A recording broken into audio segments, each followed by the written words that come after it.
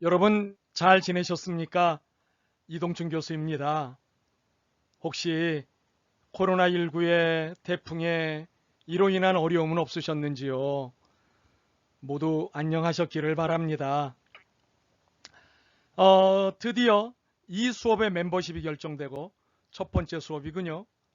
함께 공부할 수 있게 된 것 기쁘게 생각하며 여러분을 진심으로 환영합니다.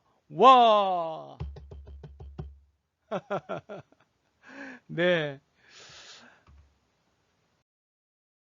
아, 아무래도 이 수업의 진행 방식을 조금 더 자세하게 설명을 할 필요가 있겠습니다.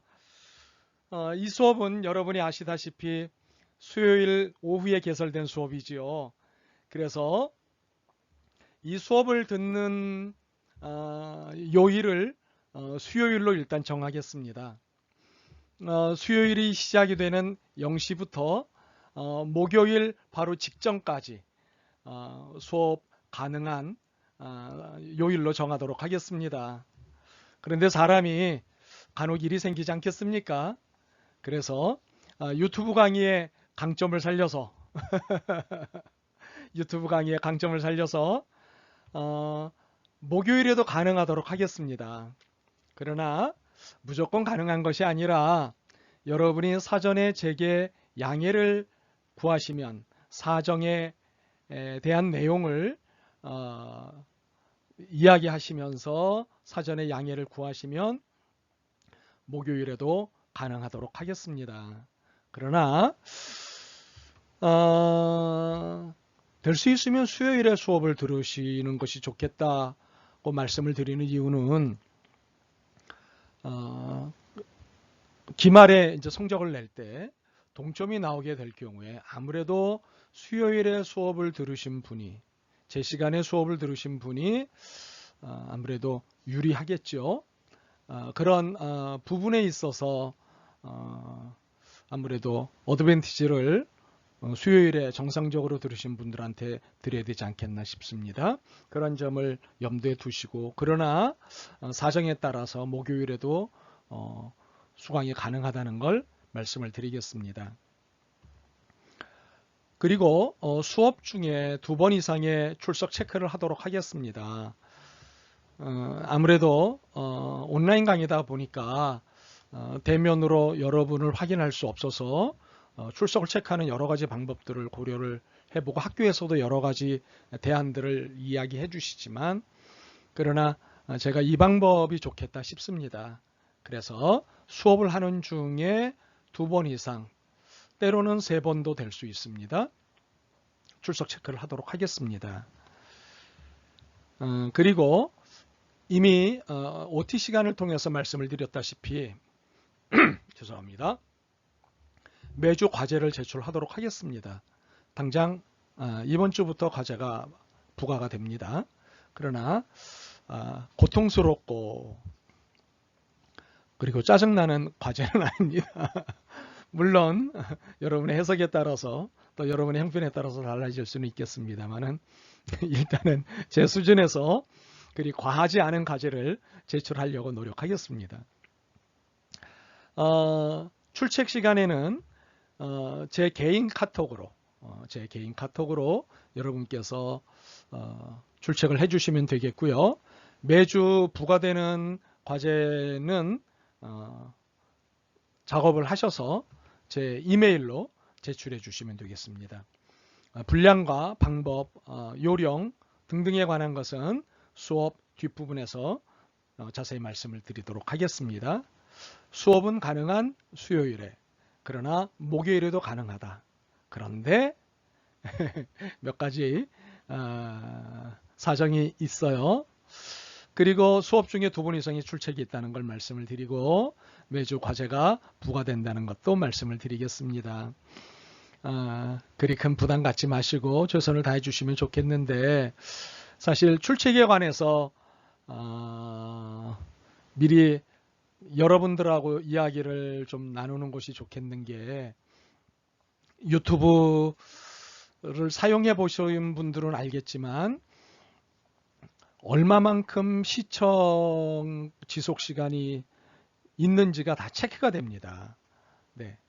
그래서 출석만 하시고 다른 일을 보러 가시는 분들이 종종 계시는데 그런 일이 없었으면 좋겠습니다. 혹여 제가 개인적으로 여러분을 호출할 수도 있습니다. 네, 이런 모든 것을 즐겁게 받아들이시고 좋은 마음으로 이번 한 학기 같이 이 수업을 진행해 봤으면 좋겠습니다. 네, 오늘은 2주차 강의입니다. 우리 수업의 과목명이 북한의 체제 전환과 정의 아니겠습니까? 그래서 이 단어가 갖고 있는 각각의 의미들을 이 수업의 이름이 갖고 있는 각각의 단어의 의미들을 살펴보는 게 굉장히 중요합니다. 말씀드렸다시피 먼저 북한, 그리고 체제, 그리고 전환 또는 체제 전환, 그리고 정의. 크게는 3개, 좀 더 자세히는 4개의 단어를 우리가 기본적으로 개념 정리를 하고 있어야 됩니다. 초점은 북한입니다.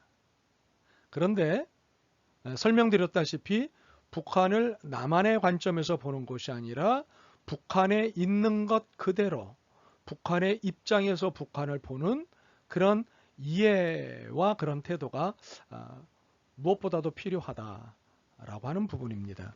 그래서 오늘부터 몇 주에 걸쳐서 북한 이해를 북한의 관점에서 또는 북한의 입장에서 들여다보는 작업을 하도록 하겠습니다. 오늘은 북한 이해의 첫 번째 수업이 되겠습니다. 이 수업은 북한의 체제 전환과 정의 수업입니다. 이 수업 과목명을 두고 크게 2가지 해석이 가능합니다. 하나는 북한의 체제 전환, 북한의 체제 변화를 그리스도교 정의론의 관점에서 이해하거나 유도한다는 것입니다. 이것은요, 북한을 통일의 대상으로 바라보는 입장입니다. 대부분의 관점이 이 입장입니다. 네.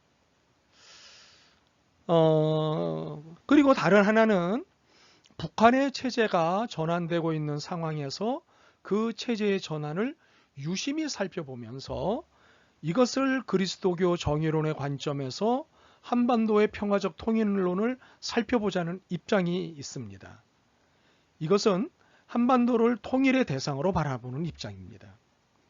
그러니까는 전자는 북한을 통일의 대상으로 바라보는 입장이라면 후자는 한반도를 통일의 대상으로 바라보는 입장입니다.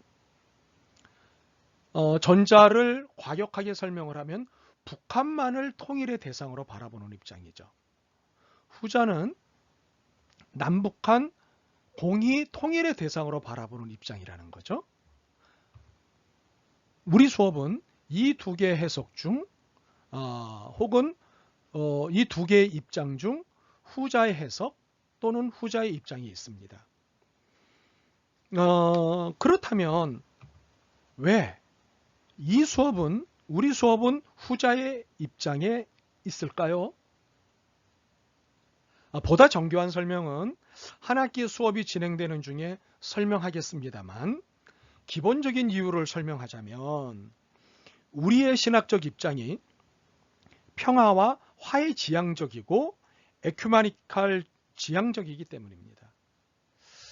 평화와 화해 지향적이라고 하는 것은 싸움, 전쟁, 다툼, 시비, 논쟁이라고 하는 것을 지향하고 평화, 화해를 추구하고 그쪽 방향으로 모든 논의와 이야기와 만남 또는 대화를 이끌어가자는 입장입니다. 그리고 에큐메니칼 지향적이라고 하는 말은 무엇이냐면 좌우, 앞, 뒤, 위, 아래, 높고 낮음, 있고 없음 이런 모든 것에 구별을 두지 않고 공동체성, 그리고 모두가 하나고 모두가 한 지체다. 그리고 높은 사람, 낮은 사람 없다. 있는 사람, 없는 사람 없다라고 하는 차원에서의 태도를 취하는 것이 우리 신학의 입장이기 때문입니다. 그러니까 일방성이 아니라 소통성이 우리가 추구하는 신학적 규칙입니다. 남한이 북한에 대해서 일방적으로 또는 북한이 남한에게 일방적으로 이것을 찬성하거나 동조하지 않습니다. 소통이라고 하는 것은 쌍방적인 것입니다. 누가 더 많이 혹은 누구는 적게 라고 하는 것이 아닙니다. 동등한 입장에서 소통은 이루어지는 것이 진정한 의미의 소통 개념 아니겠습니까? 그래서 우리 수업은 신학적 규칙으로 소통성을 가지고 있습니다. 이렇게 일방성이 아니라 소통성을 추구하자고 하는 데는 이유가 있습니다. 예수께서 상대를 비판하는 것을 두고 내 자신부터 돌아보라고 하신 것과 연관이 되어 있습니다. 그러니까 따지고 보면 허물 없는 사람 없고 문제 아닌 것 없고 그리고 약점 누구에게나 다 있는 겁니다. 잘못 둘추면 다 있는 겁니다. 그렇기 때문에 잘난 내가 못난 너를 훈계한다는 식의 화법 내지는 소통의 태도는 특별히 남북관계에 있어서 도움이 하나도 되지 않습니다. 그렇기 때문에 이렇게 예수께서 내 자신부터 돌아보라고 하신 것에 비추어 볼 때 우리는 일방성이 아니라 소통성을 가지고 이해를 하자는 겁니다. 남북의 문제를 이해하자는 겁니다. 이러한 이해 측면에서 선을 넘고 거울을 보자는 제안을 하는 것입니다. 선을 넘자는 것은 남에서 북으로, 북에서 남으로, 그리고 거울을 보자는 것은 거울 속에 비친 내 모습이 상대가 나를 보는 모습 아니겠습니까? 내가 웃으면 상대도 웃는 것이고 내가 화내면 상대도 화내지 않겠습니까? 그렇게 내가 웃는 것으로 상대를 웃게 하는 것이지 내가 화내서 상대를 웃게 하겠다, 내가 화내서 상대를 겁먹게 하겠다라고 하는 것은 한반도 통일 논의에서 그리고 북한을 바라보는 태도에서 또 특별히 정의론의 입장에서 바람직하지 않다는 것이죠. 그래서 무엇보다 중요한 것은 이해입니다. 이해. 이해라고 하는 것은 내 입장에서 상대방을 바라보는 것이 아니라 상대방의 입장에서 상대를 이해하는 것입니다. 상대를 바라보는 것입니다. 그것이 이해입니다. 네. 이해를 위해서는 다양한 정황을 고려하면서 넓게 포괄적으로 아는 것이 필요합니다. 그러니까는 북한의 어느 한 부분만을 알아서는 북한을 바르게 이야기할 수 없습니다. 북한의 전체를 알아야 북한을 바르게 이해할 수 있고 혹시라도 북한에 대해서 조언하거나 훈수를 두려고 하더라도 뭘 알아야죠. 알아야 하는 것입니다.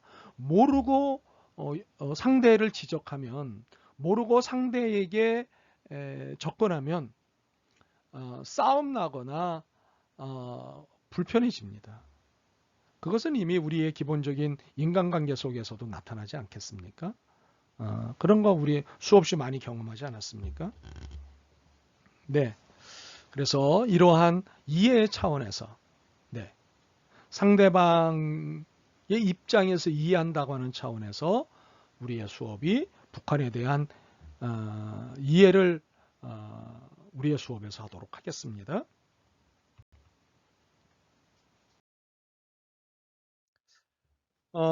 우리는 한반도 통일 논의에 있어 상대자인 북한을 이해해야 하는데요. 북한을 알기가 쉽지 않습니다. 왜냐하면 북한은 다른 사회주의 국가 또는 공산주의 국가들과는 달리 폐쇄성이 강한 국가거든요.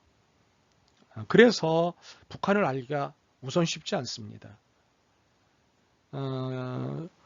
폐쇄성을 가지고 있는 국가이다 보니까는 내부의 이야기, 내부의 자료가 바깥으로 나오지를 않습니다. 객관적인 자료를 거의 공개하지 않아서 북한을 알기가 쉽지 않습니다. 그럼에도 전 세계의 북한 방문자, 북한 연구자들에 의해 간헐적으로 알게 된 편파적인 자료들 또는 파편적인 자료들을 종합해서 아쉬운 대로, 그러나 어설프지 않은 정도로 객관적 자료를 확보한 것을 가지고 우리의 수업을 진행을 하도록 하겠습니다. 그렇다면 북한은 어떤 나라인가요? 여러분이 이해하고 있는 북한은 어떤 나라인가요? 공산주의 국가? 사회주의 국가? 빨갱이 나라? 한국전쟁의 주범? 적화야욕에 불타는 나라? 악의 축? 지구상에서 가장 먼저 없어져야 할 나라? 북한에 대해 말하고자 할 때면 왜 이런 이해가 먼저 나타날까요? 사실이기 때문에 그런다고요? 아니면 북한은 사회주의 국가인 것은 분명합니다. 또는 공산주의 국가인 것이 분명합니다. 설명드렸다시피 독재, 세습, 폐쇄 국가입니다. 네, 3대 세습의 3대째 독재를 하고 있는, 그리고 내부의 이야기를 거의 바깥으로 내보내지 않는 폐쇄성 사회입니다. 네. 그러므로 이러한 북한을 바르게 이해하기 위해서는 먼저 사회주의와 공산주의 개념을 먼저 이해를 하는 것이 필요합니다. 네, 사회주의 국가니까요. 공산주의 국가니까요. 먼저 이해를 하고 사회주의 국가 또는 공산주의 국가 중에서도 독재와 세습과 폐쇄라고 하는 독특한 정치 특징을 가지고 있는 나라이기 때문에 북한의 사회주의 또는 북한식 사회주의, 북한의 공산주의 또는 북한식 공산주의를 우리가 이제 나중에 들여다보려고 합니다. 그러나 사회주의와 공산주의를 잘 이해하기 위해서는 사실 방법이 있습니다. 먼저 사회주의가 무엇인지 공산주의가 뭔지를 들여다보는 것도 필요하고 보통 그러는 것이 일반적이지만 제가 보기에는 이것보다 더 잘 이해할 수 있는 방법이 있습니다. 상대 개념을 비교하여 보는 것입니다. 그 상대 개념이라고 하는 것은 자본주의, 민주주의, 자유주의 아니겠습니까? 그래서 자본주의가 무엇인지, 민주주의가 무엇인지, 자유주의가 무엇인지를 먼저 들여다보고 사회주의, 공산주의를 들여다보면 보다 분명하게 사회주의와 공산주의를 이해할 수 있고, 거기에 북한식 사회주의 또는 북한식 공산주의를 보다 이해할 수가 있게 된다고 봅니다. 물론 자본주의도 공산주의도 그 안에 다양한 분파가 있습니다. 물론 기본적으로 사회주의와 공산주의는 그 개념이 기본적으로 약간 차이가 있습니다. 네. 그러나 이것은 시간이 지나면서 우리의 수업 중에 말씀을 좀 드리도록 하겠고요. 어찌되었던 사회주의와 공산주의는 국가 주도화의 생산과 생산물 또는 소득 분배를 하는 체제를 말합니다. 그러니까 국가 주도화의 생산과 생산물을 관리하고, 그리고 생산되어진 생산물을 국가 주도하에 분배하는 체제를 사회주의 또는 공산주의라고 이야기합니다. 네. 이렇게 단순하게 이야기할 수 있지만 그러나 사실은 공산주의도 그 안에 분파가 많습니다. 물론 자본주의도 그렇고요. 그러나 오늘 수업에서는 보다 단순화해서 이해하도록 하겠습니다. 그러면 공산주의를 북한식 공산주의를 보다 잘 이해하기 위해서 먼저 그 상대 개념인 자본주의를 들여다보도록 하죠. 그러면 자본주의란 무엇인가요? 사실 한정된 지면 내에서 자본주의를 설명하려는 것은 굉장히 무지하고도 무모한 시도입니다. 마치 코끼리를 미니 냉장고에 넣겠다는 시도와 같기 때문입니다. 혹시 여러분 냉장고에 코끼리를 집어넣으실 수 있겠습니까? 뭐 여러 가지 유머가 있습니다. 그러나 현실적으로 미니 냉장고에 그 덩치 큰 코끼리를 넣는다는 것은 불가능한 일입니다. 이와 마찬가지로 한정된 시간, 한정된 지면 안에서 자본주의를 설명하려는 것은 매우 무모한 시도입니다. 사실 자본주의 전개의 시점을 중상주의 또는 상업자본주의로 간주한다면 자본주의 역사는 무려 5세기가 넘습니다. 이 5세기가 넘는 기간 동안에 자본주의는 그 본질과 형태에 많은 변화를 겪었습니다. 자본주의의 개념과 역사에서부터 현대 자본주의 형성 및 위기 극복 과정에 이르기까지 자본주의 체제에 대한 기존의 내용을 설명한다는 것은 너무나 방대하기 때문에 쉽지가 않습니다. 물론 시간이 한없이 주어져 있고 지면이 한없이 주어져 있으면 얼마든지 설명할 수 있는 거겠죠. 그러나 지금과 같이 제한된 시간 안에서 이것을 다 설명하는 것은 쉽지 않습니다. 그럼에도 불구하고 자본주의는 일반적으로 다음과 같이 정의가 됩니다. 생산수단을 가진 자본가 계급이 노동자 계급으로부터 노동력을 사서 생산활동을 함으로써 이익을 추구해 나가는 경제구조 또는 그 바탕 위에 이루어진 사회제도라고 하는 것이죠. 그러니까는 생산을 하려면 여러 가지 것들이 있지만 그 중에 가장 중요한 것이 노동력입니다. 노동력이 없으면 기계가 아무리 좋고 재료가 아무리 완벽하게 구비가 되어 있어도 생산물이 나타날 수가 없습니다. 그래서 생산수단 중에서도 가장 중요한 생산수단이 노동력인데 이 노동력 확보를 위해서 자본가는 여러 가지 아이디어를 내놓습니다. 그 아이디어는 긍정적인 아이디어도 있고 부정적인 아이디어도 있지만 어찌되었건 그 아이디어들을 통해서 노동자들로부터 노동력을 삽니다. 그리고 생산수단을 모두 동원해서 생산활동을 진행하죠. 그래서 생산물이 나오면 그 생산물을 팔든 교환하든 하는 과정을 통해서 이익을 추구해 가는 것이 자본가들이 취하는 기본적인 태도이죠. 이렇게 자본가에 의해서 돌아가는 경제구조, 자본가를 중심으로 법과 제도가 만들어지고 그렇게 운영되어지는 사회 체제를 자본주의라고 이야기합니다. 자본주의. 네.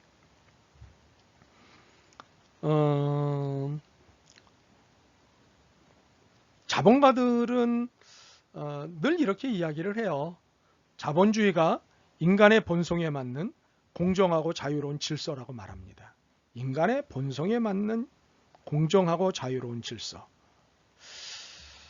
이렇게 자본가들이 주장하는 데는 애덤 스미스라고 하는 자본주의 주장자들 내지는 자본주의를 추앙하는 모든 분들의 아버지로서 인정받고 있는 애덤 스미스가 있는데, 애덤 스미스의 이기신 개념과 보이지 않는 손 개념을 가지고 발달시킨 이해, 바로 그것이 자본주의가 인간의 본성에 맞는 공정하고 자유로운 질서라고 주장하는 기초가 되는 거죠. 그러나 자본주의는 현대 사회는 돈이 지배하는 사회라는 것을 이론적으로 표현한 말일 뿐입니다. 사실 자본주의는 돈이 지배하는 사회입니다. 예. 그러니까 사람이 돈을 지배하는 사회가 아니라 돈이 사람과 법과 제도를 지배하는 사회가 자본주의 사회입니다.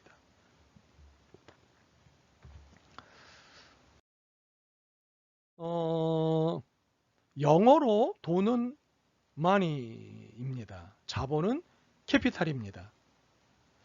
이 둘은, 그러니까 돈이라고 하는 것과 자본이라고 하는 것의 개념은 각각 차이가 있는 개념입니다. 그런데 일반적으로 이 둘을 혼용해서 사용합니다. 돈을 자본으로, 자본을 돈으로 혼용해서 사용을 하는데, 결코 돈의 개념과 자본의 개념은 다릅니다. 어떻게 다를까요? 돈은 돈이지만 자본은 특수한 돈입니다. 단순한 현금으로서의 돈은 자본입니다. 돈을 벌어주지 않기 때문입니다. 그러나 어떤 식으로든 돈을 벌어주는 돈이 자본이고 불어나는 돈이 자본입니다. 예를 하나 들어볼까요? 제가 1,000원이 있습니다. 이 1,000원을 가지고 붕어빵을 사서 먹었습니다. 그러면 이 돈은 그냥 돈입니다. 그런데 제가 1,000원으로 붕어빵 2개 혹은 3개를 사서 어떤 사람한테 팔았습니다. 그래서 그 붕어빵을 파는 게 2,000원이 됐습니다. 바로 여기서 1,000원을 투자해서 1,000원이 남았기 때문에 남는 장사를 한 겁니다. 이렇게 돈이 돈을 벌 때 이것을 자본이라고 합니다. 불어나는 돈이 자본입니다. 네. 같은 돈이지만 써서 없어지는 건 자본이 아니고 써서 이익을 남기는 건 자본이 되는 겁니다. 그래서 돈과 자본은 차이가 있는 겁니다. 그러므로 자본주의 경제 이론은 돈을 버는 일에 집중합니다. 단순히 돈이 어떻게 흘러가고 돈이 어떻게 만들어지는 것이 아니라 돈을 버는 것에 모든 초점이 맞추어져 있는 것이 자본주의 경제 이론입니다. 그러니까 돈이 되는 일, 자본이 되는 일에 관심을 갖습니다. 자본주의는 돈이 되지 않고 돈이 불어나지 않으면 관심을 두지 않는 경제 사상입니다. 어떻게 해야 자본이 만들어지느냐? 어떻게 해야 자본을 만들 수 있느냐? 어떻게 해야 자본이 증식될 수 있느냐? 이것에 모든 관심의 초점이 있는 것이 자본주의 경제 이론이고 자본주의 경제 사상입니다. 그러니까는 돈이 불어나지 않으면 자본주의는 관심을 두지 않습니다. 네. 그래서 분배, 나눔 이런 것은 자본주의의 관심이 아닙니다. 자본주의의 관심은 돈으로 자본을 만드는 겁니다. 자본이 많아지면, 돈이 불어나면 그것이 좋은 경제 이론이라고 얘기하는 것입니다. 이 점을 여러분들이 잘 이해하시고 염두에 두셔야 하는 겁니다.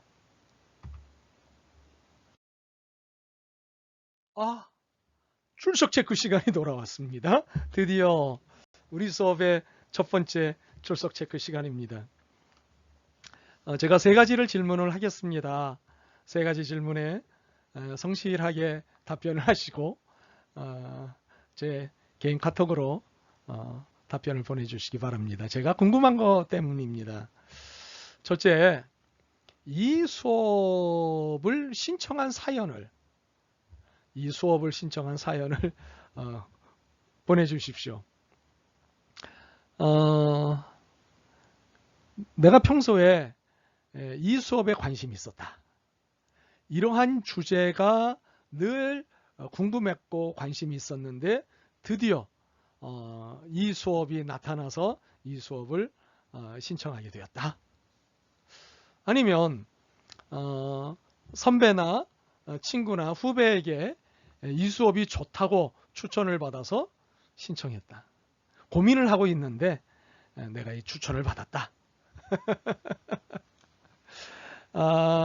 언젠가부터 이동춘 교수님에 대한 소문을 들었는데 이동춘 교수님 수업이 딱 시간표를 짜다 보니까 맞아서 이 수업을 신청하게 됐다. 아니면 수업 시간표를 짜다 보니까 어떻게 얻어 걸렸다. 아마 여러 이유 또는 사연이 있을 것입니다. 여러분들께서 이 수업을 신청한 사연을 적어주시면 좋겠습니다. 두 번째는 뭐 어떻게든 이 수업을 신청하셨을 텐데 이 수업을 통해 기대하는 바, 이 수업을 통해서 내가 무엇을 기대한다라고 하는 것 여러분께서 적어 보내주시기 바랍니다. 세 번째는 한 학기 동안 교수에게 바라는 것, 이 수업을 통해 교수에게 바라는 것 여러분들께서 이야기해 주시면 고맙겠습니다. 이 수업을 신청한 사연, 이 수업을 통해 기대하는 것, 교수에게 바라는 것 여러분들께서 정직하게 적어 보내주시면 한 학기 동안 수업을 준비하고 수업을 진행하는데 큰 도움을 받을 것입니다. 여러분들의 진솔한 이야기를 기대하겠습니다. 네, 여러분들께서 천천히 적어서 보내주시기 바랍니다.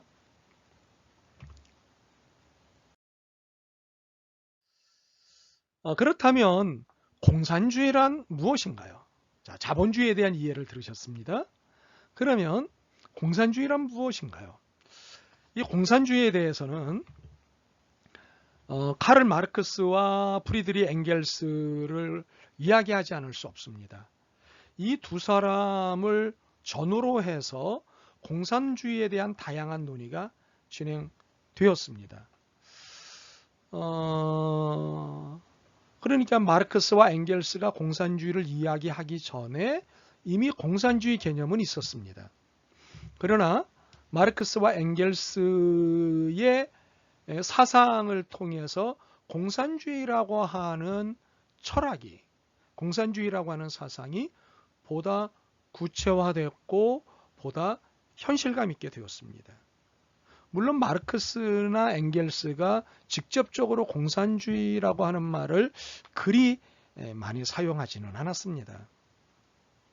그럼에도 불구하고 마르크스와 엥겔스는 공산주의 개념을 정착시키고 전 세계적으로 확산시킨 매우 중요한 사상가이자 실천가이자 운동가였습니다.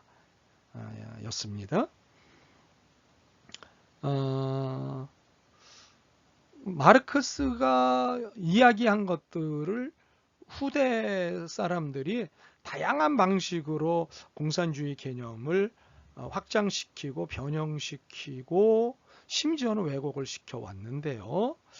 오늘 수업에서는 공산주의 논의 또는 논쟁의 중심에 있는 마르크스와 엥겔스가 제창한 공산주의 개념에 주목을 하고자 합니다. 그러나 일단은 일반적으로 이해되어지고 있는 공산주의 개념을 설명드리는 것이 좋겠죠. 일반적으로 이해되어지고 있고 받아들여지고 있는 공산주의 개념에는요, 사유재산제 대신에 재산의 공유를 실현시킴으로써 계급 없는 평등사회를 이룩하려는 사상 및 운동이다라고 정의되어 있습니다. 사유재산제, 자본주의는 기본적으로 사유재산제죠. 개인이 수고하고 노력하고 운 좋아서 얻은 것은 다 개인의 소유고 개인이 마음대로 쓸 수 있다는 것에 기초한 경제체제가 자본주의 체제죠. 네. 이런 사유재산제 대신에 재산의 공유를 실현시킴으로써 계급 없는 평등사회를 이룩하려는 사상인 거죠. 그러니까는 사유재산제가 빈부의 격차를 만들어내고 이 격차를 끊임없이 확장, 확대, 극대화시키고 있다고 하는 것.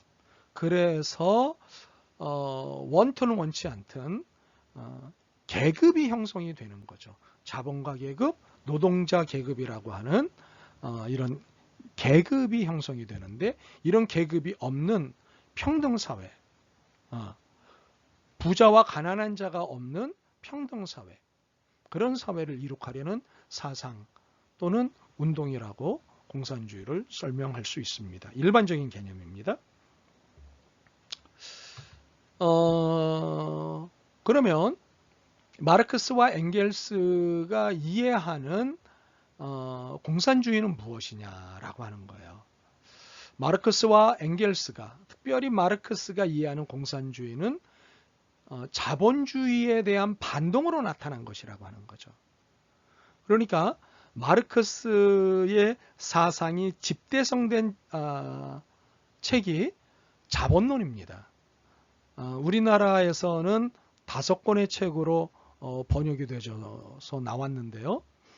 5권의 책으로 되어 있는 이 방대한 자본 이론은 바로 자본주의를 비판한 겁니다. 자본 또는 자본가 또는 자본주의를 비판한 사상인데요. 책인데요. 바로 자본주의를 비판하면서 자본주의에 대항하는 대안으로서 공산주의라고 하는 사상이 나온 거죠. 이것에 대한 이야기의 시작은 1848년에 발표한 공산당 선언. 공산당 선언에 잘 설명이 되어 있습니다. 마르크스와 엥겔스는 이 공산당 선언에서 자본 또는 자본주의를 이렇게 설명을 합니다. 자본은 사적인 힘이 아니라 사회적인 힘이다.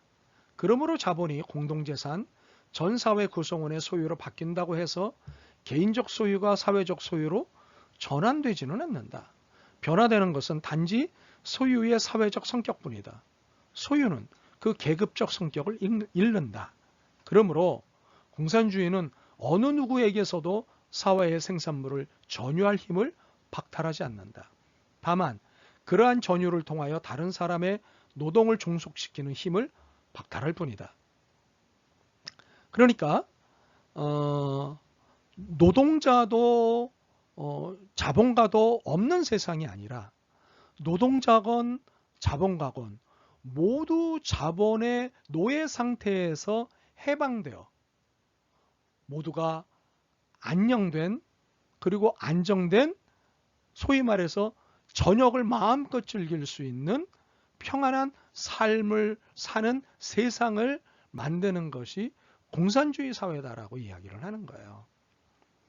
자본가는 자본을 만들고 축적하고 확장시키기 위해서 얼마나 많은 날들을 밤낮으로 고민하고 고생하며 사는지 몰라요. 바로 그러한 자본가들을 그런 자본의 노예 상태로부터 해방시켜 주자는 거예요. 노동자들이 힘을 결속해서 그렇게 고생하고 있는 자본가를 그 노예 상태에서 해방시켜 손에 손잡고 계급이 없는 모두가 사람답게 사는 그런 세상을 만들자라고 하는 것이 공산주의라고 하는 거죠. 네. 혁명, 투쟁 이런 개념들이 나오기는 하지만 이런 것들은 모두의 해방을 위해서 필요로 한 일종의 과정이지 그 과정이 끝나고 난 결과들은 모두를 행복하게 해준다는 거죠. 이것이 마르크스와 엥겔스가 이야기한 공산 개념이고 공산사회 개념입니다. 네. 그러므로 정리하자면 이렇게 되는 거예요. 공산주의는 첫째, 생산수단과 분배수단을 공유한다는 거죠. 네. 자본주의 사회에서의 생산수단은 자본가가, 분배수단도 자본가가 가질 수도 있고 지금은 유통자본가라고 하는 나뉘어진 부분들이 있죠. 그렇죠? 그러나 공산주의는 생산수단과 분배수단을 공유합니다. 일단은 국가가 생산수단도 분배수단도 공유합니다. 둘째로 능력에 따라 일하고 필요에 따라 나누어 갖는 것이죠. 어떤 사람은 1시간에 10개의 제품을 만들 수 있는 능력이 있지만 어떤 사람은 태어나면서부터 능력의 한계가 있기에 5개뿐이 못 만드는 사람이 있습니다. 그러므로 능력에 따라 10개도 만들 수 있고 5개뿐이 못 만들 수도 있지만 10개 만든 사람은 실질적으로 5개만 필요하고 5개 만든 사람은 실질적으로 가족이 많아서 10개가 필요하다고 하면 그 필요에 따라서 10개 만든 사람도 5개 가져가고 5개 만든 사람도 10개 가져가자는 그런 겁니다. 자본주의 사회에서는 결코 그렇지 않죠. 10개 만들었으면 10개는 다 내 거야. 능력이 그것뿐이 안 되면 그냥 그것 안에서 살아가는 거야. 그것이 자본주의라면 공산주의는 능력에 따라 일하고 필요에 따라서 나누어 갖는 것이랍니다. 세 번째로는요. 모든 사람이 완전히 평등하게 된 체제 또는 그런 체제를 실천하고자 하는 사상입니다. 그러니까는 계급이 없는 거죠. 예, 높은 사람, 낮은 사람, 부자, 빈자, 네, 힘 있는 사람, 힘 없는 사람 이런 높낮이가 없는 겁니다. 완전한 평등입니다. 네, 그렇게 평등하게 된 체제 또는 그런 체제를 실천하고자 하는 사상입니다. 네, 물론 완전히 평등하게 되는 체제까지 가기는 쉽지 않은 긴 시간이 필요로 합니다. 물론 단축시키기 위해서 여러 모양으로 애쓰고 애쓰는 여러 작업들이 필요로 하겠습니다. 그런 것까지 디테일하게 말씀을 드릴 수는 없지만 시간이 걸리더라도 완전히 평등하게 된 체제, 그런 체제를 실천하고자 하는 사상을 말하는 겁니다. 특히 공산주의는 공동생산이 아니라 공동분배에 초점이 맞춰져 있습니다. 물론 생산 없이 어떻게 분배를 할 수가 있겠습니까?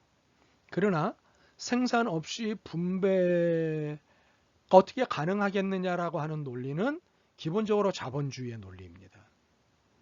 그래서 자본주의는 분배하는 일에 좀 날카롭습니다. 예.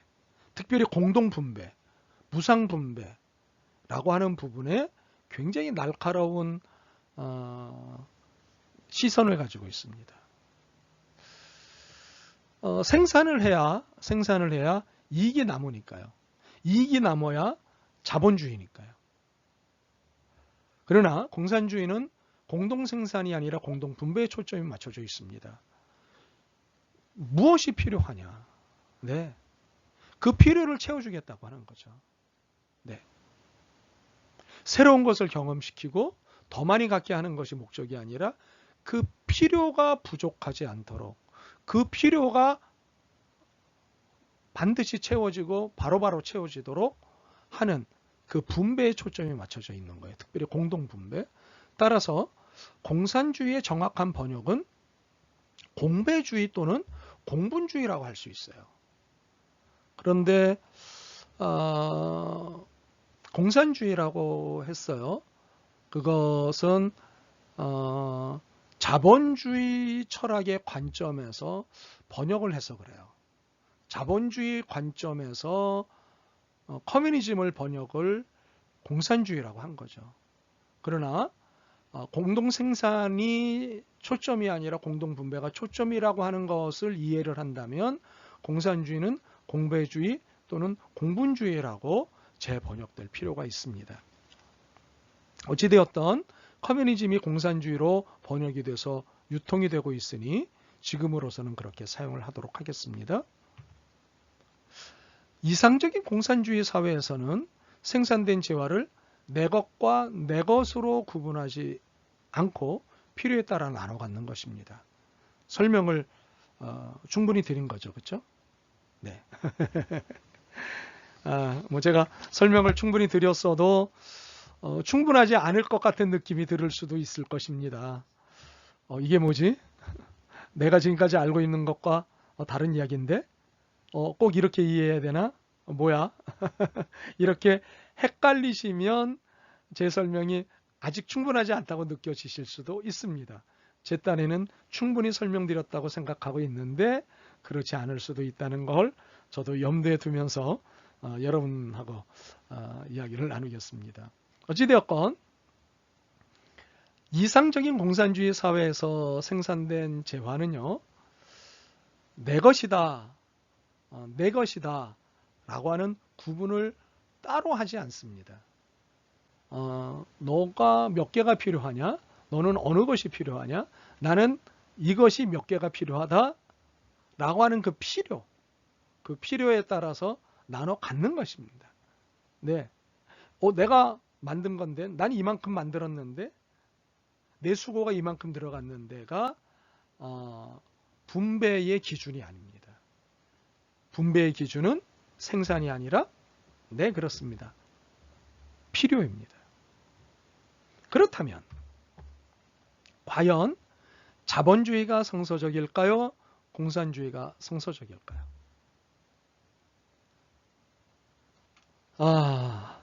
여러분이 답을 한번 해보시죠.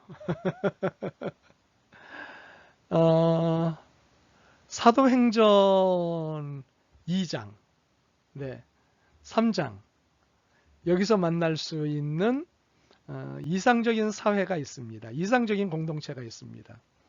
과연 자본주의가 성서적일까요? 공산주의가 성서적일까요?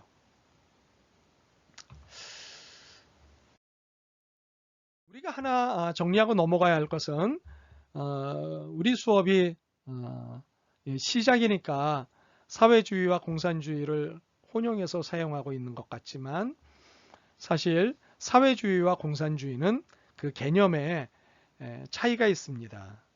같은 말이 아니라 개념의 차이가 있는 말입니다. 그리고 그래서 그런지 많은 분들이 사회주의와 공산주의를 헷갈립니다. 사회주의가 맞는 말이야, 공산주의가 맞는 말이야. 어떤 게 더 옳은 말이야? 어떤 말을 사용해야지 맞는 거야?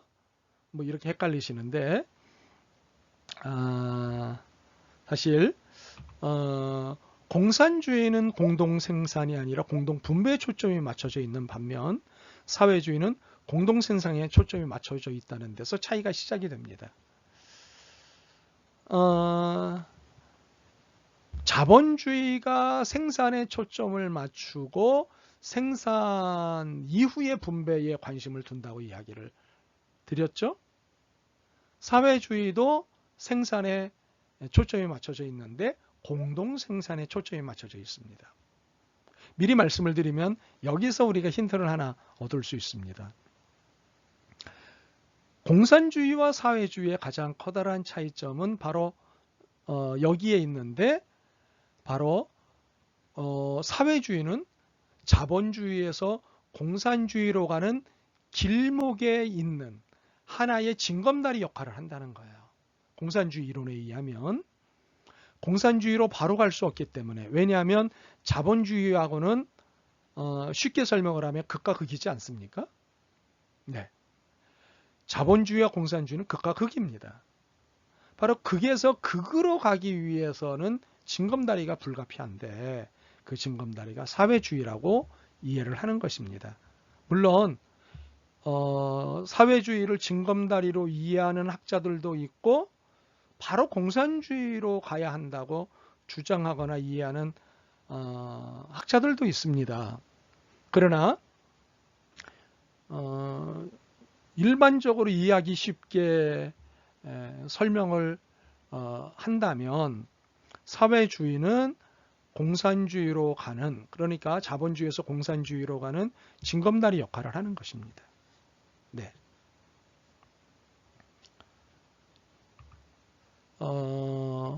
그리고 어떤 분들은 공산주의는 독재정치 체제이고 사회주의는 공동생산, 집단교획경제 등 생산수단의 공유를 전제로 한 경제체제라고 이해합니다. 그러나 공산주의도 사회주의도 모두 정치, 경제, 사회 체제를 일컫는 말입니다. 단지 발전 단계상 차이가 있을 뿐입니다. 설명드렸다시피. 발전 단계상의 차이가 무엇이죠? 아까 설명을 드렸던 것처럼 자본주의에서 공산주의로 가는 중간 과정이 사회주의라고 하는 거예요. 이게 발전 단계상의 차이인 거예요. 그러나 공산주의, 사회주의 모두 정치, 경제, 사회 체제를 일컫는 개념입니다. 공산주의가 경제 개념일 뿐만 아니라 정치 개념이고, 사회주의가 정치 개념일 뿐만 아니라 경제 개념이자 사회 개념입니다.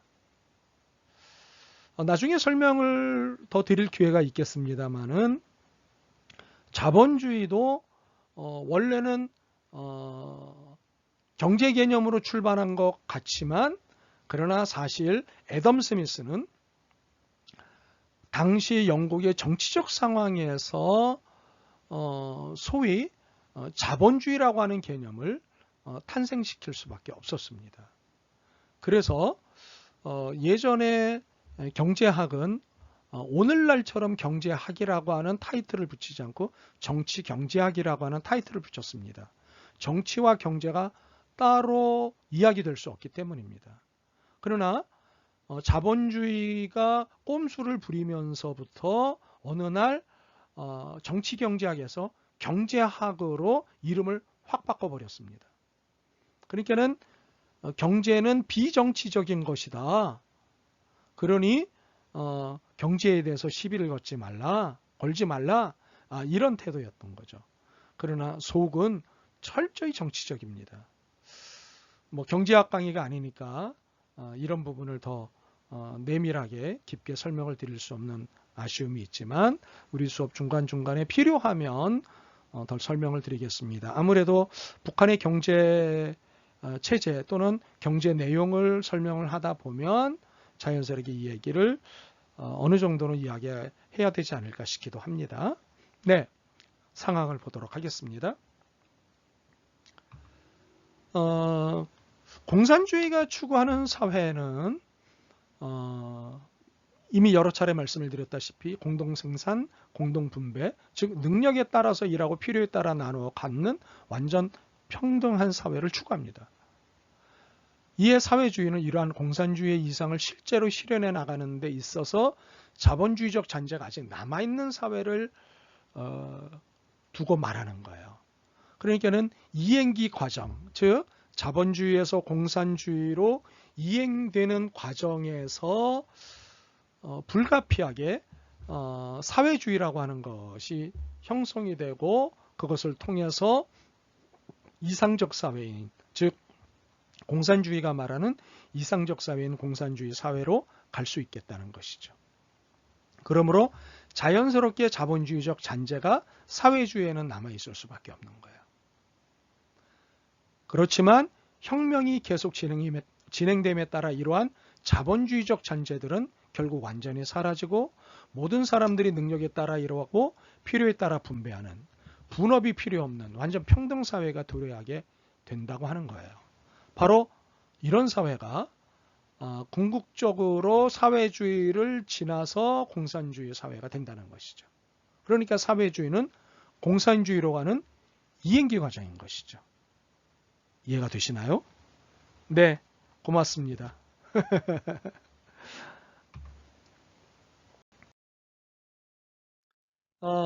이 표를 보시다시피 자유주의와 사회주의는 대립관계죠. 그렇죠? 그리고 자본주의와 공산주의도 대립관계죠. 사회주의와 공산주의는 서로 상호 소통이 되고 상호 종속의 관계죠. 자유주의와 자본주의도 상호 종속의 관계입니다. 이상하다. 자유주의와 자본주의가 상호 종속의 관계? 네, 설명을 드리도록 하겠습니다. 잠시 후에. 이렇게 우리가 기본적으로 사회주의와 공산주의를 바르게 좀 더 잘 이해를 하려면 그의 대립 개념인 자유주의와 자본주의를 잘 이해할 필요가 있습니다. 그리고 자유주의와 자본주의의 상호 종속 관계도 이해할 필요가 있습니다. 마치 사회주의와 공산주의의 상호 종속 관계를 이해하시다시피 말입니다. 기왕 공부하는 김에 우리가 자랑에 맞지 않는 자유주의에 대해서 좀 살펴보는 것이 도움이 될 것 같습니다. 자유주의 그러면 우리가 일반적으로 공산주의에 대립하는 개념 또는 사회주의에 대립하는 개념으로 말하고 있지 않습니까? 질문을 하나 하겠습니다. 오늘날 자유주의는 진보적 개념일까요? 보수적 개념일까요?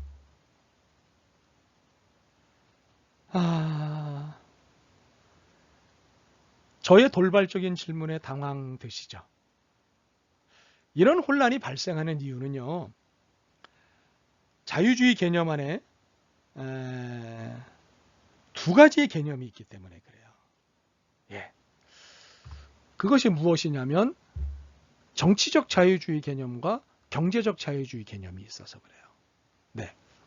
그러니까는 오늘날 자유주의는 옛날의 자유주의하고는 달리 경제적 자유주의가 하나 더 들어가 있는 거예요.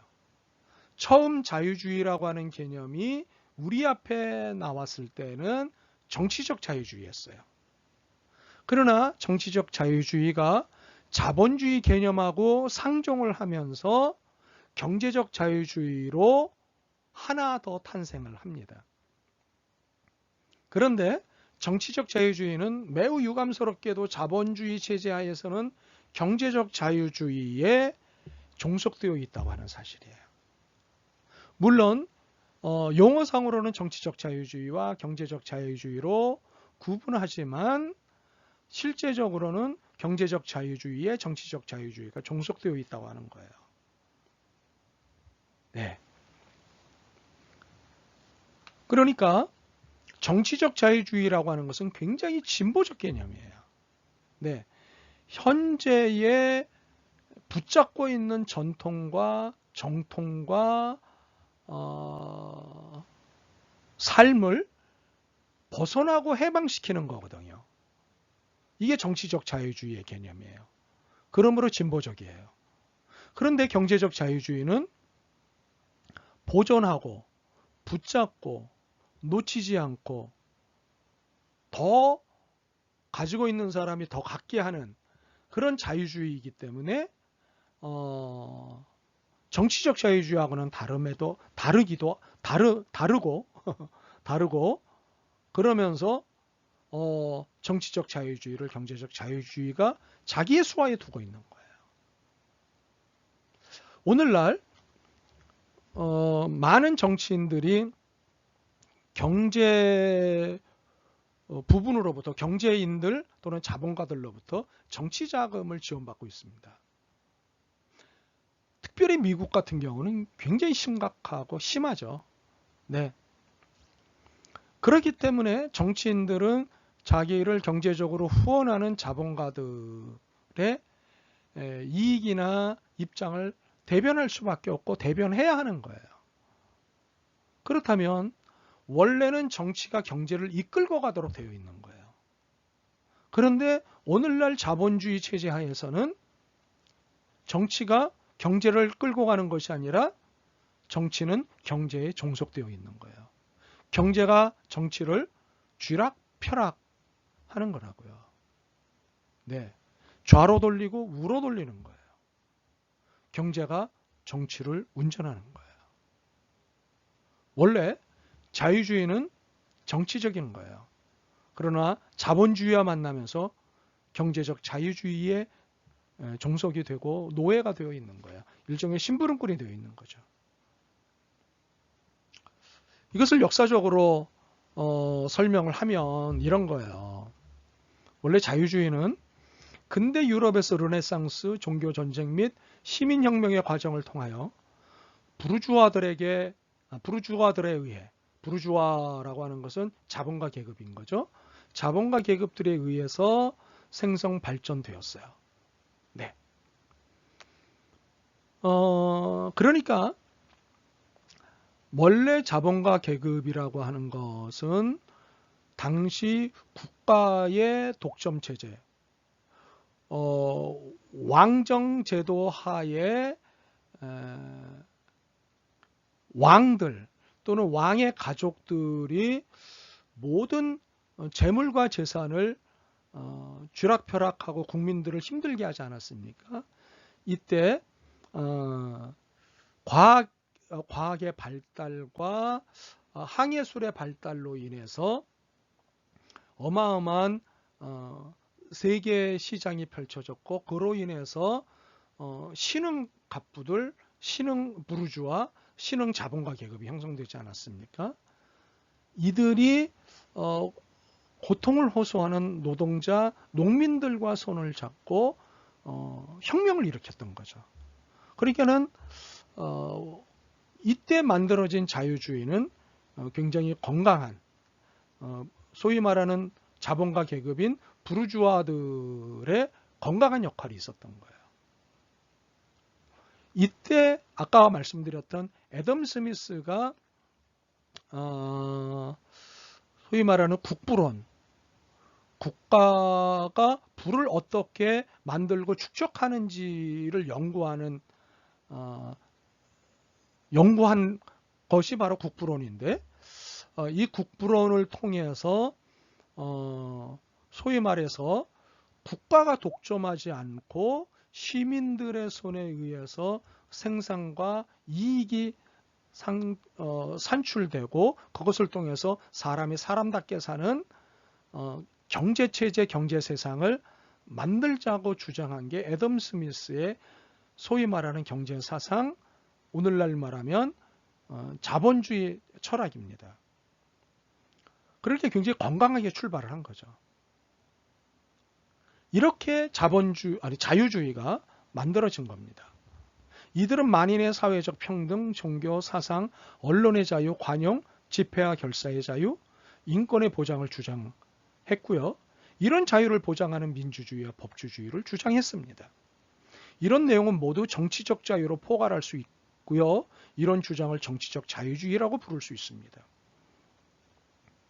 그러니까 자유주의의 시작은 굉장히 건강했어요.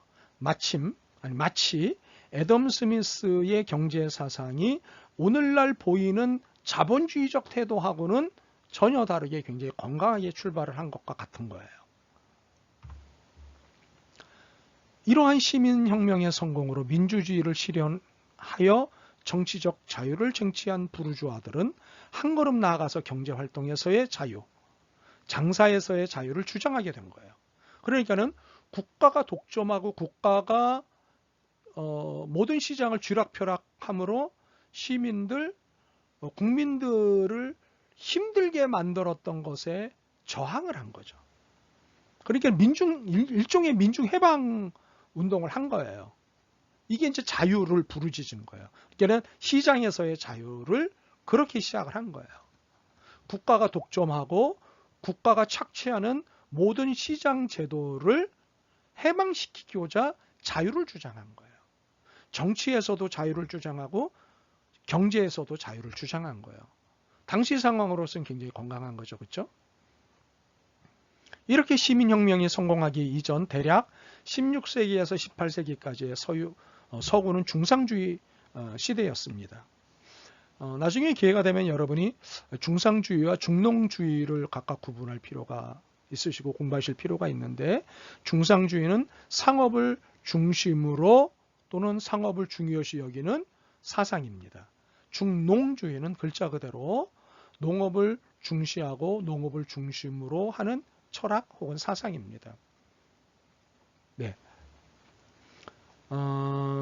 사실 따지고 보면 지금의 자본주의는 중상주의적 색채가 강하죠. 그렇죠? 중농주의는 아니죠.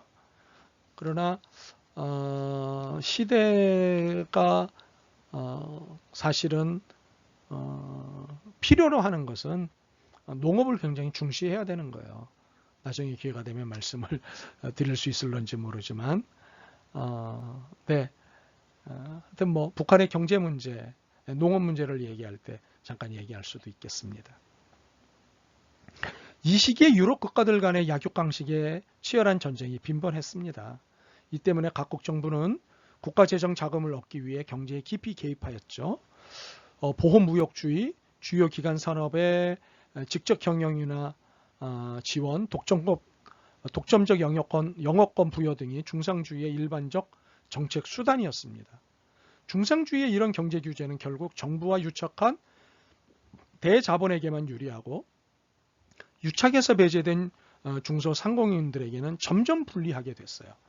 그리하여 중소상공인들은 정부의 경제 규제를 반대하여 자유로운 경제활동을 주장하게 되었습니다.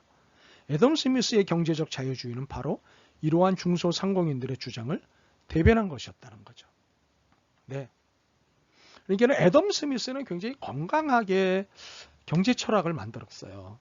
근데 애덤 스미스를 추종하는 현대 경제학자들은 애덤 스미스의 이 도덕적이고 윤리적이고 순수한 경제 사상을 굉장히 타락시켰고 왜곡시켰다고요.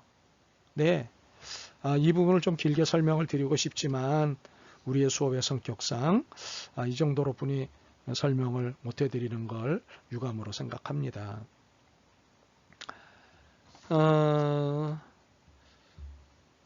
그리해서 중소상공인들은 정부의 경제 규제를 철폐하여 누구나 자유롭게 장사할 수 있는 자유방임의 경제를 원하게 되었죠. 자유방임 이해하시죠? 그렇죠? 네. 다 정부가 규제하지 말고 규제 없는 자유로움을 만들어 달라는 게 자유방임이고 그런 자유방임을 원하게 되었던 거예요.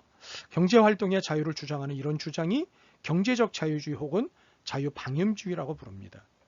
정부는 치안과 같은 법질서만 확립하고 경제는 기본적으로 민간의 자유에 맡기라는 경제정책이 자유방임주의입니다.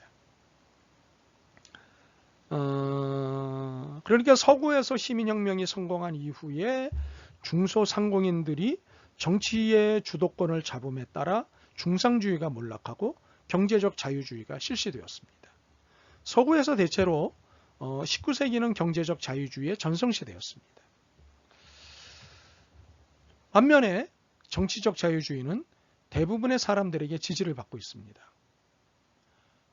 만민평등, 종교, 사상, 언론의 자유, 관용, 집회와 결사의 자유, 인권 존중 등과 같은 정치적 자유주의의 기본 내용이나 민주주의와 법치주의라는 정치적 자유주의의 사회제도를 대부분 지지하기 때문입니다. 이런 면에서 만민평등 사상이 기본적으로 자리 잡고 있는 정치적 자유주의는 분명 진보적이고 지금도 여전히 사람들에게 박수를 받습니다. 그러나 설명드리고 있다시피 경제적 자유주의는 보수 반동적이라고 하지 않을 수가 없습니다. 경제적 자유주의는 경제에 대한 정부 개입을 반대하는데 그 중에서도 핵심은 공공복지제도를 통한 정부에 의한 적극적인 재분배 정책에 대한 반대를 합니다. 네, 소득 분배, 재난 기본소득 지급에 대해서 반대를 하는 측이 바로 경제적 자유주의를 지지하는 사람들입니다.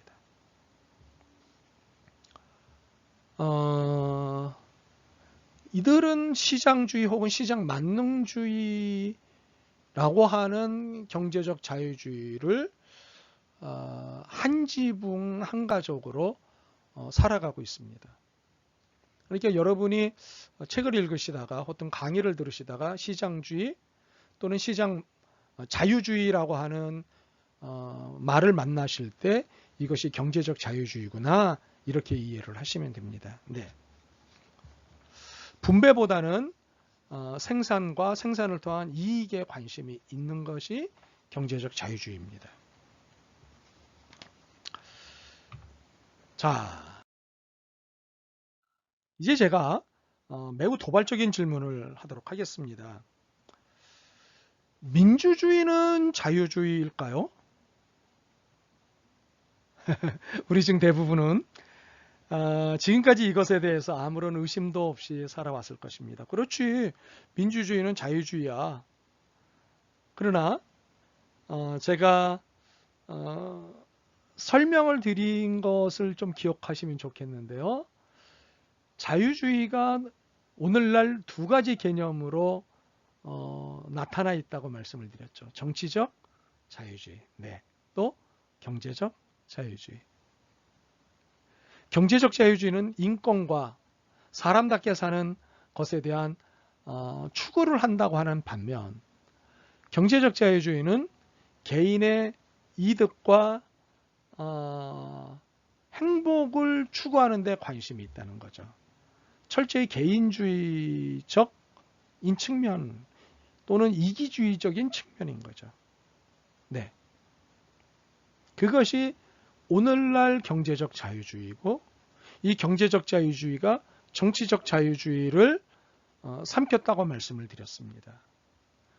바로 이것이 자본주의를 추구하는 사회에서 보여주는 모습인 거고 이 자본주의를 추구하는 사회는 자동적으로 민주주의 사회라고 이야기하지 않습니까?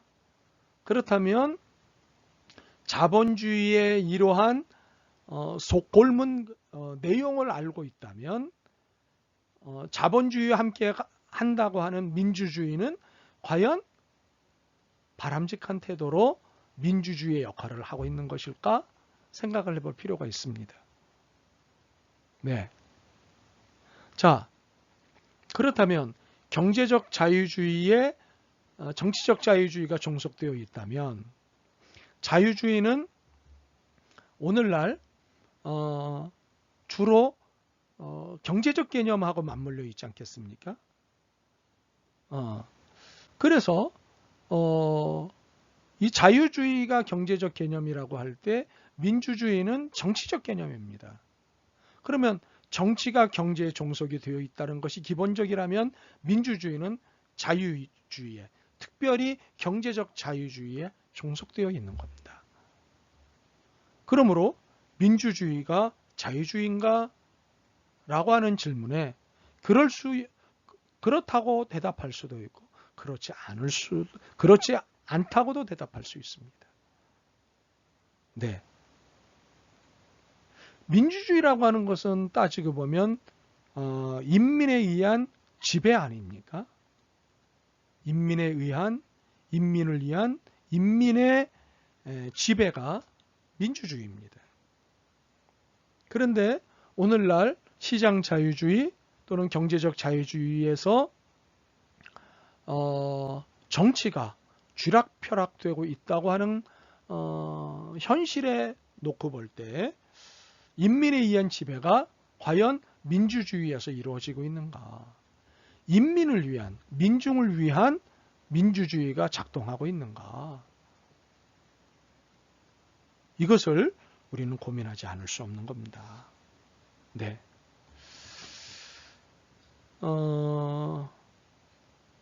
결국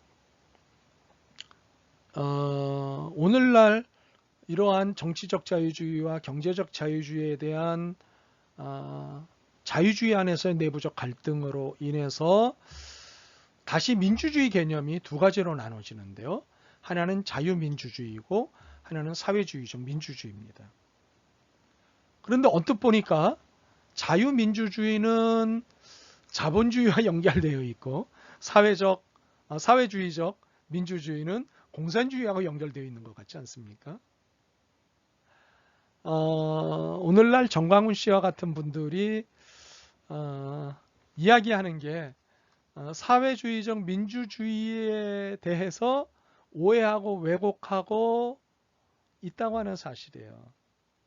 그래서 사회주의적 민주주의를 두고 빨갱이라고 자꾸만 얘기를 하는 거죠. 그러나 이것은 몰라도 너무 모르는 거고, 세상이 변화하고 세상이 늘 변화할 수 있다고 하는 사실을 온몸으로 막아내고 있는 거예요. 자유민주주의는 이미 설명을 드렸다시피 자유주의와 민주주의를 합한 개념입니다. 그러나 자유주의는 정치체제로서의 개념이 아닌 여태까지 설명을 드린 대로 경제 개념으로서의 자유주의예요. 일종의 시장 자유주의를 말합니다. 그러므로 자유민주주의는 경제 개념과 정치 개념의 혼합이에요. 그럼 사회주의적 민주주의는 무엇일까요? 사회민주주의, 즉 사민주의가 아닙니다. 사민주의는 나중에 따로 배울 필요가 있겠는데요. 사회민주주의는 사회주의에서 말하는 정치체제로서 민주주의를 말하는 거예요. 사회주의적 민주주의는 민주주의가 사회주의의 경제 개념을 도입한 것을 두고 말하는 거예요. 그러니까 공동생산과 공동분배에 초점을 맞추는 사회주의 그리고 공산주의의 입장이 이것이 잘못된 것이 아니고 복지 그리고 분배를 이야기하는 현대사회에서 민주주의는 사회주의적 개념을 가지고 작동되어야 한다. 소위 말하는 자유민주주의가 아닌 글자 그대로 분배와 복지를 굉장히 고려해야 하는 현대적 민주주의 개념으로서의 사회주의적 민주주의 이것이 필요하다고 이야기를 하는 것이죠. 네. 이것에 대해서 영국의 역사학자인 템마 카플란이 이런 얘기를 했습니다. 민주주의의 단점을 극복하기 위해 직접 민주주의를 강화하고 오늘날 민주주의는 대의민주주의 또는 대의정치, 간접민주주의입니다. 그러나 저는 주장하고 싶은 것이 이미 인터넷의 발달로 인해서 또 스마트폰의 혁명으로 인해서 또 AI의 발달로 인해서 어마어마한 데이터가 순식간에 분석이 되고 종합하고 그것을 통해서 예리한 판단을 할 수 있는 시대가 되었거든요. 네. 그렇기 때문에 이제는 소위 말하는 전자민주주의를 실현할 수 있다고 저는 주장을 합니다. 재미난 아이디어로 모든 선거를 스마트폰으로 하는 거예요. 몇 번을 뽑겠습니까? 그럼 몇 번? 네. 이러한 직접 민주주의를 강화하고 많은 이들이 현장에 적극적으로 뛰어들고 국제적인 연대를 강화해야 된다. 네. 국가 개별로 움직이는 것이 아니라 지역적인 국제적인 연대를 통해서 민주주의의 단점을 극복하여 보다 사람이 사람답게, 인민이 인민답게, 민중이 민중답게 살 수 있는 세상을 만드는데 국제적인 연대가 필요하다. 이것이 템마 카플란 교수의 당신에게 민주주의란 무엇인가 라고 하는 책 안에서 펼치고 있는 주장입니다.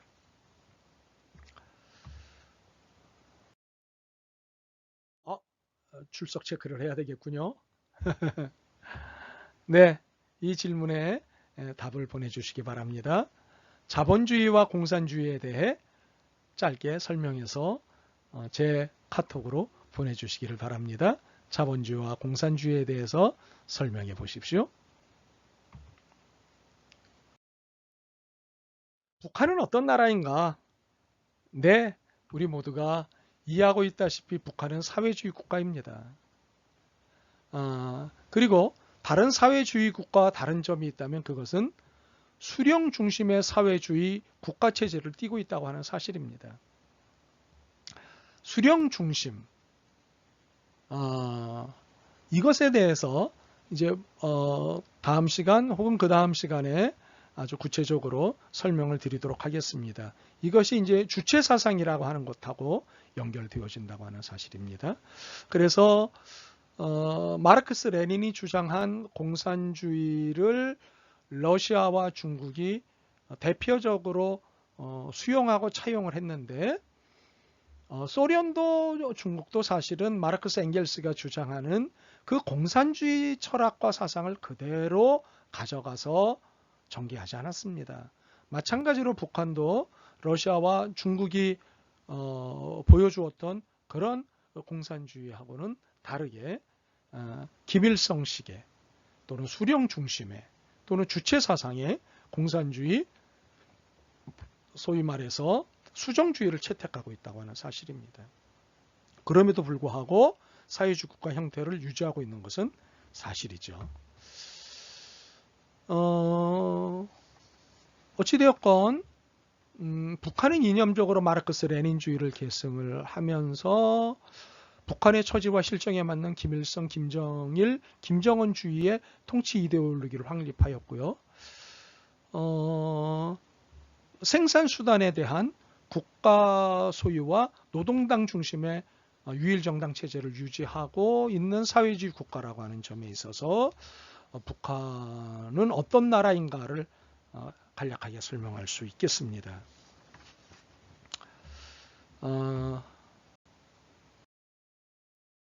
그러나 무엇보다도 북한식 사회주의의 특징은 주체사상입니다. 주체사상은 사람만이 예속 상태에서 자주적으로 자기 현실에 맞게 창조적으로 그리고 목적의식적으로 자연과 역사를 변화시켜 나가는 존재이기에 사람을 중심에 두고 사람을 가장 귀한 존재로 보며 사람을 모시고 사람을 내세우고 사람을 섬기고 사람을 사랑하는 사상이라고 주장합니다. 과연 그런가? 이거 들여다보겠습니다. 이 문제는 4주차 수업에서 따져볼 일입니다.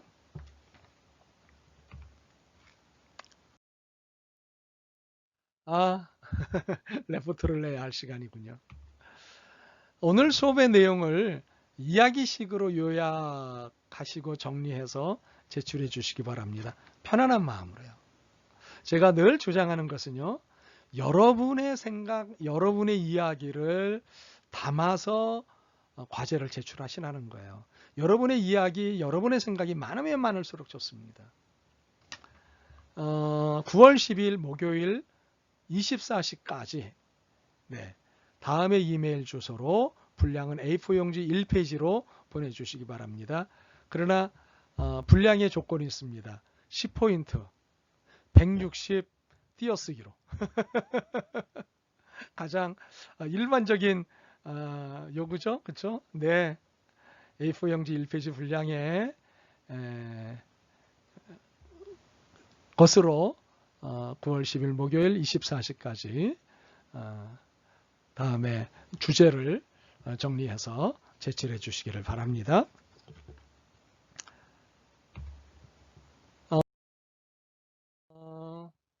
성서를 공부하는 사람의 입장에서 보면은요, 물론 성서를 공부하지 않는 사람들도 인정하는 바이지만 세상에 나온 어떤 태도나 정책도 어떤 사상이나 이론도 완벽한 것은 없습니다. 왜냐하면 완벽한 사람은 없기 때문입니다. Nobody is perfect. 완벽한 사람은 없어요. 아무도 없어요. 마찬가지로요. 완벽한 것은 존재하지 않는 거예요. 해 아래 새 것이 없다고 이미 성서는 말씀하고 있거든요. 시대에 따라 모습을 살짝 바꿨을 뿐 그 내용은 크게 다르지 않은 것들이 늘 새로운 것처럼 포장해서 등장하고 이런 것들이 돌고 돌아요. 그럼에도 우리 그리스도인들은 무엇이 더 성서적이고 무엇이 더 올바른가를 고민을 거듭해야 합니다. 그 이유가 우리 모두가 그리스도의 동역자라고 하는 이유 때문이죠. 그리고 더 중요한 건 하나님 나라 때문이에요. 하나님이 세상을 사랑하시거든요. 그래서 우리가 그 일을 동참해야 되기 때문에 우리가 늘 고민하고 어떻게 하면 한반도 통일을 위해서 북한을 이해하고 북한과 함께 한반도 통일을 이루어낼 것인가를 우리가 생각해 봐야 되겠습니다. 여러분, 오늘 긴 강의 들으시느라고 수고 정말 많이 하셨습니다. 고맙습니다. 안녕.